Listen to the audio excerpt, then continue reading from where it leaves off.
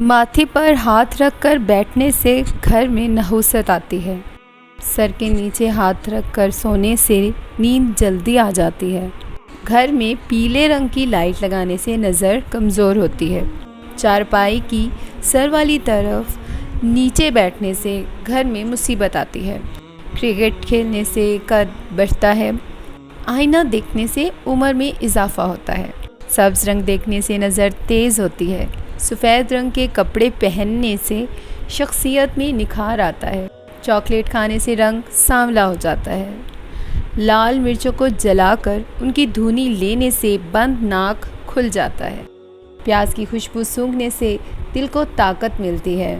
جس گھر کی عورتیں سر پر تیل لگا کر اور بالوں کو سنوار کر کھانا بناتی ہیں، اس گھر میں کبھی لڑائی جھگڑا نہیں ہوتا اور کھانا بھی اچھا لگتا ہے۔ جیب میں لوہے کی کوئی چیز رکھنے سے جادو اثر نہیں کرتا۔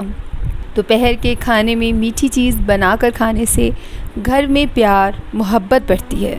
اگر آپ کوئی چیز رکھ کر بھول گئے ہیں اور آپ کو یاد نہ آ رہی ہو تو سر کو پچھلی جانب خارش کرنے سے فوراً بھولی ہوئی چیز یاد آ جاتی ہے۔ سوہانجنے کی پھلیاں پکا کر کھانے سے سوہانجنے کی طرح قد جلدی لمبا ہوتا ہے۔ سبز چنے چبانے سے منہ کی جلد ٹائٹ ہو جاتی ہے۔ لہسن کے پتے چبانے سے پھولنے کی بیماری دور ہوتی ہے۔ کھجور کی شاخ سے مکڑی کے جالے اتارنے سے جالے دوبارہ نہیں آتے۔ ہاف بوائل انڈے کی زردی کھانے سے خون پیدا ہوتا ہے۔ سائیکل کی سواری کرنے سے جوڑوں میں درد کا مسئلہ نہیں ہوتا۔ پاؤں کے بل بیٹھ کر کنگھی کرنے سے بال کمزور ہو جاتے ہیں۔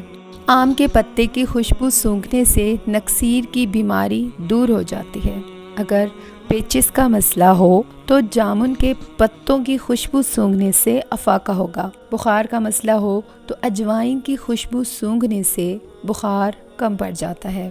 رائی کے پھولوں کی خوشبو سونگھنے سے چہرہ نکھرتا ہے اور دماغ فریش رہتا ہے۔ پیٹ میں بننے والی گیس یا ہوا جب بھی آئے تو فوراً چھوڑو، اسے روکے رکھنے سے بھولنے کی بیماری لگ سکتی ہے۔ اگر پیٹ کا درد نہ جا رہا ہو، اپنے دائیں ہاتھ کے انگوٹھے کے ساتھ والی انگلی کو 60 سیکنڈ کے لیے اوپر نیچے کرتے رہیں، درد میں کمی آئے گی۔